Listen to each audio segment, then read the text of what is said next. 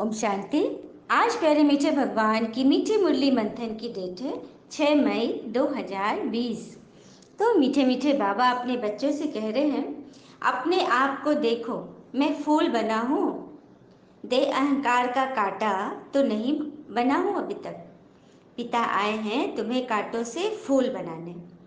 भगवान कह रहे हैं कि अपने अपने चेकिंग करो कि क्या देह अहंकार का कांटा अभी तक भी है मुझ में। हम्म क्या मैं फूल बना हूँ या नहीं? कितने परसेंटेज तक बना हूँ?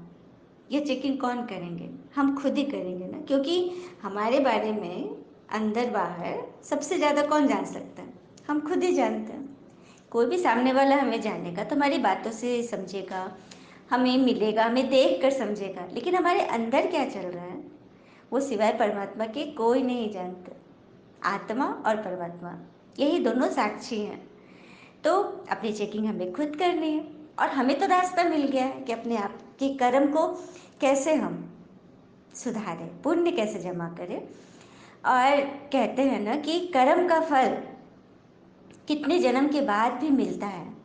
इसे हम इस दृष्टांत से अच्छी रीति सबके मन में यह बात बैठ जाएगी, तो हम कभी भी कोई गलत कर्म करेंगे ही नहीं। हाँ, एक बार की बात है, धृतराष्ट्र ने श्री कृष्ण से कहा कि मैंने तो इस जन्म में कोई बुरा कर्म किया नहीं, तो मैं अंधा क्यों हूँ? तो श्री कृष्ण ने बोले कि यह तुम्हारे पिछले कर्मों का फल है। तो उन्होंने इच्छा जागृत की कि मुझे दिखाइए मेरे कर्म। तो श्री कृष्ण ने उन्होंने पिछले जन्म का दिखाया। तो पूरा जन्म जब देख लिया तो उन्होंने बोला कि इस जन्म में तो मैंने कोई पाप किया ही नहीं, फिर मुझे क्यों सजा मिली? तो श्री कृष्ण ने उनके अगले जन्म को दिखाया, उसमें भी उनको कुछ नहीं दिखाई दिया, कोई पाप। फिर उनका क्वेश्चन बना रहा मन का। इस तरह से करते करते 10 जन्म पीछे उनको दिखाया गया। 10 जन्म तक उनके जीवन में कोई पाप नहीं था जिसकी उन्हें इतनी बड़ी सजा मिली।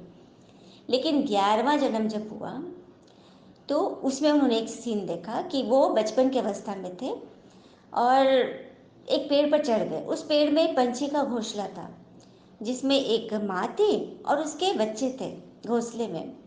तो उनको क्या शरारत सूझा, उस बच्चे को एक सीख लेकर के उस चिड़िया की आंख में उन्होंने डाल दिया और उसकी आंखें खत्म हो गई। तो श्री कृष्ण ने कहा कि देखो, तुम्हारे इस कर्म का फल 10 जन्म के बाद मिला। तब फिर उनके मन में क्वेश्चन हुआ कि अगले जन्म में मिल जाता, इतने जन्म के बाद क्यों मिला? तो श्री कृष्ण ने समझाया कि एक्चुअली तुम्हारा पुण्य कर्म बहुत जमा था। 10 जन्म तक तुम्हारे पुण्य कर्म चले, उसका हिसाब चला। लेकिन जैसे ही पुण्य कर्म का हिसाब खत्म हुआ, 11वें जन्म में तुम्हें सजा मिल गई। आई बात समझ में? हम ये कभी न सोचें कि हम पुण्य कर रहे हैं तो हमारे पाप कर्म कट जाएंगे, उसका हिसाब हमें नहीं मिलेगा, अवश्य मिलेगा। तो बस हमें यह सोचना है कि कैसे भी करके हमें पुण्य ही जमा करना है, कोई ऐसा विकर्म गलत कर्म नहीं करना है जिसकी सजा हमें ज़रूर मिले, है ना। और भगवान तो हमें वही सिखा रहे हैं कि अभी से भी तुम अपने पुण्य कर्म जमा करो। और जब भगवान से मिलेंगे, भगवान से पढ़ेंगे, भगवान के नियमों पर चलेंगे तो सजा मिलेगी हमें, लेकिन वह सूली से कांटा बन जाएगा। आई बात समझ में? हाँ, सूली मतलब फांसी चढ़ने वाली थी, लेकिन हमने इतने श्रीमत पे चल के हम इतने सुकर्म कर रहे, सत्कर्म कर रहे, पुण्य जमा कर रहे हैं कि वो एक छोटी सी चुभन के रूप में बस रह जाएगी। इसीलिए भगवान भी बच जाएंगे कि उन्होंने कोई पार्शियलिटी की नहीं, हमें सजा नहीं दी। सजा मिली लेकिन हमें उसका एहसास नहीं हुआ, है ना बड़ी बात। प्रश्न है, किस निश्चय के आधार पर पिता से अटूट प्यार रह सकता है?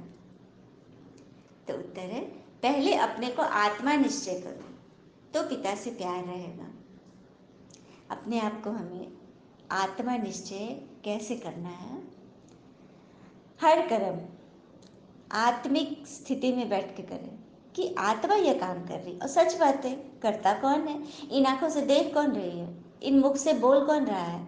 आत्मा बोल रही है, देख रही है, सुन रही है। आत्मा निकल जाए तो क्या शरीर कुछ काम के लायक है? कुछ करेगा? 1 सेकंड भी घसकेगा? बिल्कुल नहीं।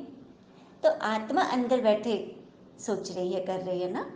जैसे कि किसी का हाथ कटता है, किसी के सर में दर्द है, हाँ, तो वो क्या बोलता है, मेरे सर में दर्द है, मेरा हाथ कट गया। यदि मैं शरीर होती तो मैं कहती कि मैं शरीर में दर्द है, मैं शरीर, मेरा हाथ कट, मैं हाथ कट गया। तो शरीर तो मैं नहीं है, मैं कौन है, आत्मा, जिसकी ये शरीर प्रॉपर्टी है। समझ में आ रहा है ना, शरीर आत्मा की प्रॉपर्टी, इसीलिए वो अंदर बैठी कह रही है कि ये मेरा शरीर है। हाँ, तो आत्मा को उसकी सीट पर सेट करा दो, राजा की सीट पर बैठाकर अगर हर कर्म करेंगे, तभी परमात्मा से हमारी बराबर चैटिंग चलते रहेगी, कनेक्शन में हम रहेंगे, हमारा मन खुश रहेगा, क्योंकि हम सदा ईश्वरीय याद से दिल खुश मिठाई खाते रहते हैं।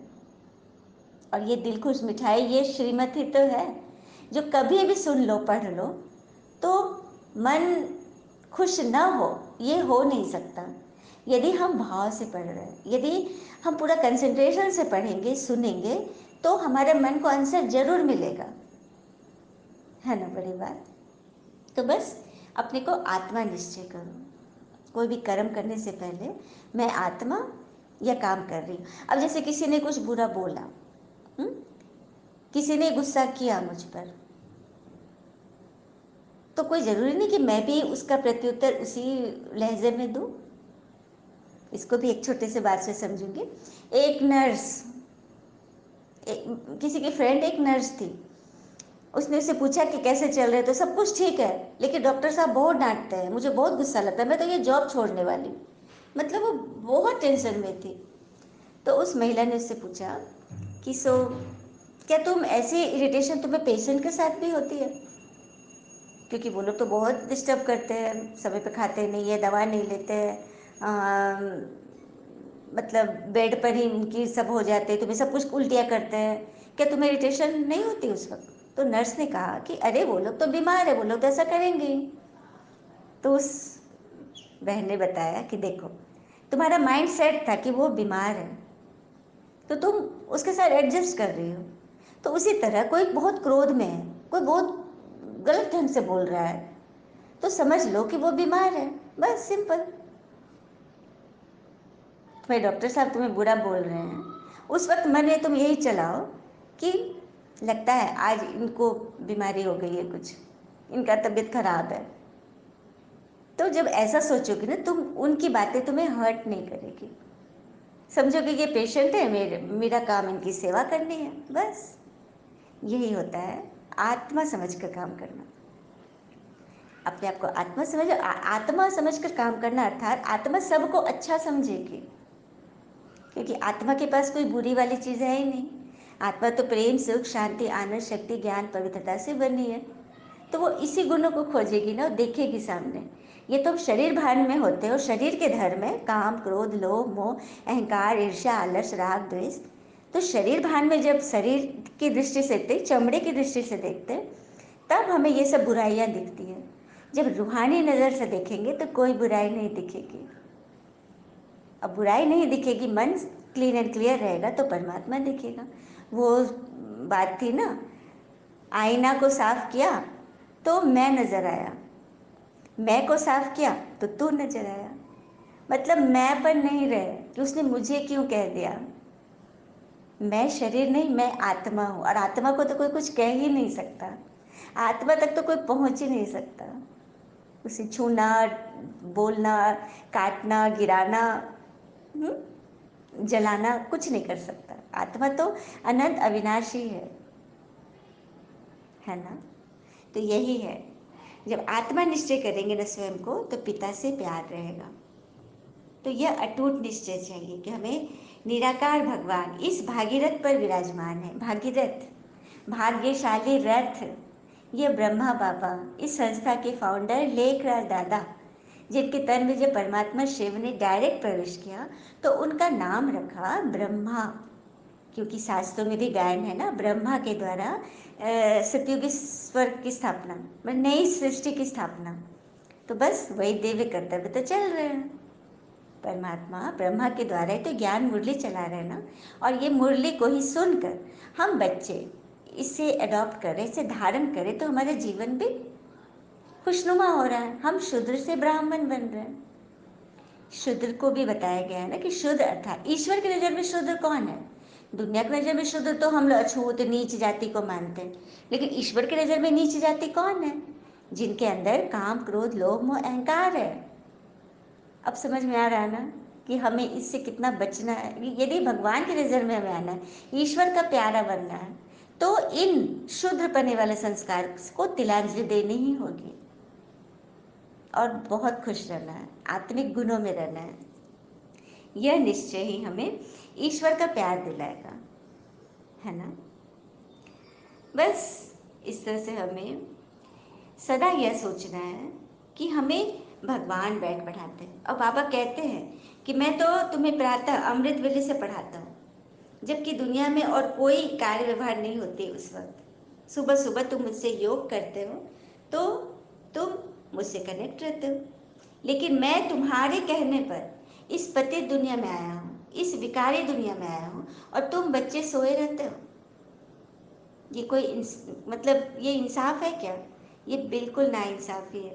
बाबा हम बच्चों से कह रहे हैं, बाबा हमारे लिए आए और हम पुरुषार्थ न करें, सवेरे उठकर योग न करें, आत्मा रूप में न टिके, देह भान में ही रहें, तो टीचर की बदनामी होगी ना। किसी भी स्कूल में टीचर पढ़ा रहा, बच्चे पढ़ ही नहीं पा रहे, बच्चे फेल कर रहे हैं, तो बदनामी किसकी होगी? टीचर की ना, कि टीचर ठीक से पढ़ा ही नहीं रहे हैं। इसीलिए बाबा कहते कम से कम मेरी बदनामी तो मत कराओ, अच्छी रीति पढ़ो और जीवन में अच्छा बनो। अच्छा, मीठे मीठे बच्चों प्रति भगवान के नमस्ते। हम बच्चों की भी प्यारे शिव पिता को नमस्ते, और बाबा दिल से सभी आत्माओं की तरफ से आपको very very very good morning. धारणा के लिए मुख्य सार है, पहली पॉइंट, सवेरे अमृत वेले उठकर पिता से मीठी मीठी बातें करनी है, अशरीरी बनने का अभ्यास करना है। ध्यान रहे पिता की याद के सिवाय दूसरा कुछ भी याद न आए। पिता की याद अर्थात भगवान की श्रीमत, भगवान के बोल हमारे कानों में गूंजते रहे कि बाबा ने हमें क्या बोला है। मीठी मीठी बातें करें। सबसे पहले तो धन्यवाद से शुरू करते हैं, है ना, कि ईश्वर ने हमें इतना अच्छा मौका दिया, इतना अच्छा जीवन दिया, शरीर दिया, इतनी अच्छी बुद्धि दी, और हम कौन आत्माएं हैं? हम अवतरित आत्माएं हैं। जैसे ईश्वर ने अवतार लिया है, पूरी दुनिया को पतित से पावन बनाने की जिम्मेवारी ली है, तो हम बच्चे भी उनकी जिम्मेवारी में अपनी अपनी उंगली देने के लिए आए हैं, मतलब अपना अपना सहयोग देने के लिए। हम सभी भी अवतरित आत्माएं हैं ना। इस तरह से अपने मन को एकदम राजा बना के रखना है। दूसरी पॉइंट है, अपनी दृष्टि बहुत शुद्ध पवित्र बनानी है। दैवी फूलों का बगीचा तैयार हो रहा है, इसलिए फूल बनने का पूरा पुरुषार्थ करना है, कांटा नहीं बनना है। दृष्टि पर बहुत बहुत बहुत वर्क करनी है, क्योंकि दृष्टि से ही सारे विकार शो होते हैं। तो हमें उसे ही एकदम सिविल बनाना है, मीठा बनाना है, क्योंकि फूलों का बगीचा तैयार हो रहा है, कांटा नहीं बनना है हमें। बाबा ने वरदान दिया, हर संकल्प, समय, वृत्ति और कर्म द्वारा सेवा करने वाले निरंतर सेवाधारी भव। बाबा से हम कैसे वरदान लेते हैं? आत्मिक दृष्टि से ना, अपने आप को आत्मा समझकर एकांत में बैठे, मन बुद्धि से आत्मा को देखें, विजुलाइज करें कि मैं आत्मा परम पिता परमात्मा की संतान, अत्यंत पावरफुल शक्ति हूँ। मेरी सारी शक्तियाँ इस देह भान में मर्ज हो गई थी। अभी परमात्मा आकर मेरी शक्तियों को इस देह भान से परे इमर्ज कर रहे हैं, जगा रहे हैं, और मेरी शक्तियाँ धीरे धीरे मुझे स्वीकार कर रही हैं, मतलब मेरे अनुसार चल रही है। किसी भी शक्ति की हमें आवश्यकता होती है, जैसे समाने की शक्ति, सहन करने की शक्ति, निर्णय करने की शक्ति, सहयोग की शक्ति, तो हम उसका आह्वान करें, मन ही मन बाबा से बातें करें, बाबा से कहें बाबा देखो ना, अभी बहुत विघ्न आ रहे हैं, अभी प्रकृति की भी इतनी हलचल है, आत्माएं भी इतने दूसरी तरह से बिहेव कर रही है, छोटी छोटी बातों में हमें इरिटेशन हो रही है। बाबा मुझे सहन शक्ति की आवश्यकता है, प्लीज़ उसे इमर्ज करा दो। ऐसे ऐसे जो मीठी मीठी बातें करेंगे ना, तो बाबा देखना, जैसे हमने देखा है ना देवताओं के हाथ से एक किरण निकल कर अपने में समा रही है, उस तरह से फील करना बाबा की किरण मुझ आत्मा पर पड़ रही है, मतलब सहन शक्ति की किरण पड़ रही है, और मैं आत्मा सहनशील बनती जा रही हूँ, और उस बातों को ईजिली एक्सेप्ट कर रही हूँ और अपनी बुद्धि से उसे ख़त्म कर रही हूँ, मतलब अपनी स्थिति को बिगाड़े बगैर सारा काम हमारे पक्ष में हो जाएगा। क्योंकि कहते हैं ना, जब परमात्मा की छवि हम बिठाएंगे अपने कक्ष में, तो सारे फैसले होंगे हमारे पक्ष में। क्योंकि पांडव की तरफ ही तो श्री कृष्ण थे ना, तो हम सभी पांडव ही तो हैं जो धर्म के पक्षधर हैं, और हमारे साथ ही भगवान खड़े हैं। ऐसे ऐसे करके अपने मन को एकदम जगा लेना है, फंसने नहीं देना, गिरने नहीं देना, मूर्छित नहीं होने देना। ज्ञान संजीवनी बुद्धि से उसे सदा सृजित किए रहना है। हर संकल्प, समय, वृत्ति और कर्म द्वारा सेवा करने वाले निरंतर सेवाधारी भव।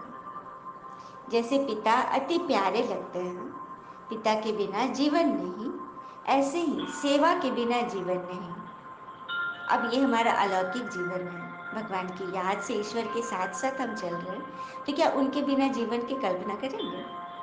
वापस फिर अंधकार में जाएंगे कोई? नहीं ना। उसी तरह से जब धारणा पक्की होगी ना, तो सेवा ऑटोमेटिक निकलेगा। निरंतर योगी के साथ साथ निरंतर सेवाधारी बनो। कोई ज़रूरी नहीं कि हम तन से ही सेवा करें, वाणी से ही सेवा करें, मन से भी कर सकते हैं। जिस भी आत्मा को ज़रूरत हो उसके लिए यहाँ बैठ कर ही हम दूर दूर विदेशों तक भी सेवा कर सकते हैं। इसके लिए कोई चार्ज भी नहीं लगेगी, कोई समय भी नहीं लगेगा। हर कर्म करते भी हम दुआएं कर सकते हैं। इसके कोई बहानेबाजी नहीं चलेगी कि मुझे तो टाइम ही नहीं मिला। हाथ काम करता है, मन तो फ्री ही रहता है ना। मन को लगा दो दुआ देने में, सकाश देने में, अच्छी अच्छी बातें सोचने में। तो सोते समय भी यदि कोई आपको देखे तो आपके चेहरे से शांति, आनंद के वाइब्रेशन अनुभव करे, क्योंकि आपके अंदर खुशहाली है, अंदर संतुष्टता है, अंदर खुशी है, आनंद है, तो आपके चेहरे से भी प्रत्यक्ष होगा। आप नींद में भी रहोगे तब भी। हर कर्मेंद्रिय द्वारा पिता के याद को स्मृति दिलाने की सेवा करते रहो। अपनी पावरफुल वृत्ति द्वारा श्रेष्ठ वाइब्रेशन फैलाते रहो। कर्म द्वारा कर्म योगी भव का वरदान लेते भी रहो और देते भी रहो। भगवान से भी लेना है और बाबा के बच्चों को देना भी है। हर कदम में पद्मों की कमाई जमा करते रहो, तब कहेंगे निरंतर सेवाधारी, अर्थात सर्विसेबल सपूत बच्चे। तो सबको बनना है ना बाबा का सपूत बच्चा। और कहते भी है ना, बहुत सुंदर बात है, ध्यान से सुनेंगे सभी। यदि हम सामने वाला कुछ गड़बड़ कर रहा है, मुझे वैल्यू नहीं दे रहा है, बहुत तरह की बातें होती हैं, हर परिवार में कुछ न कुछ होता है, हम सहन नहीं कर पा रहे हैं, और हमें बाबा बाबा के फरमान है कि तुम्हें सहन करना है, तो क्या करेंगे हम? करेंगे ना, खुशी खुशी करेंगे। क्योंकि बाबा कहते हैं, जो मेरे लिए एक बात भी किसी का सहन करोगे तो मैं तुम्हें 1000 दुआएं दूंगा। अब बोलिए, हाँ, अधीर होकर गुस्सा करना है या बाबा से दुआएं लेना है? किधर पल्ला भारी रहेगा? दुआएं लेना ना। इंसान की दुआ के पीछे हम पड़े रहते, कोई मेरी तारीफ करे, कोई मेरे लिए अच्छा बोले, और यहाँ भगवान भगवान के लिए हम सहन कर रहे हैं, भगवान के लिए हम श्रीमत पे चल रहे हैं, भगवान के लिए हम सबका भला सोच रहे हैं। देखो, जो अच्छा करता है उसका भला तो सभी सोचेंगे, लेकिन जो इसके विपरीत है उनके लिए भला सोचो तो भगवान की दुआएं मिलेगी। यही है दैविक गुण, क्योंकि देवता मंदिर में विराजमान है, लेकिन उनके पास क्या सिर्फ पुण्यात्मा जाते हैं, पाप आत्मा नहीं जाते हैं। लेकिन वो सबकी बातें सुनती हैं, कभी भी अधीर नहीं होती कि मेरे मंदिर में पाप आत्मा नहीं आओ, मेरे अंदर में सिर्फ पुण्यात्मा आओ, नहीं, उनके पास सभी आते हैं। उसी तरह से हमें सबको स्वीकार करना है और दुआएं लेना है, तो इच्छा रखो तो सिर्फ बाबा से, आत्माओं से नहीं। चाहे कोई कितना भी प्यारा हो, लेकिन हमेशा प्यारा नहीं रह सकता, क्योंकि उसकी भी परिस्थिति है, उसकी भी कुछ प्रॉब्लम है, उसका भी कुछ मूड है, देह में है ना। स्लोगन दिया बाबा ने, अपनी रूहानी पर्सनैलिटी को की स्मृति रखो तो मायातीत बन जाएंगे। रूहानी पर्सनैलिटी, फिर वही बात है, आत्मिक दृष्टि। आत्मा, खुद को भी आत्मा समझना है, सामने वाले को भी समझना है, सबको समझना है, तो हो गए ना माया जीत। क्योंकि उधर से कोई माया आएगी, हमें पता ही नहीं चलेगा, हम समझ ही नहीं पाएंगे ये माया है, हम तो जैसे थे वैसे ही रहेंगे, है ना बड़ी बात। अच्छा, ओम शांति। शुक्रिया मीठे बाबा, वो बाबा के प्यारे प्यारे बच्चे। Thank you Baba, all is well.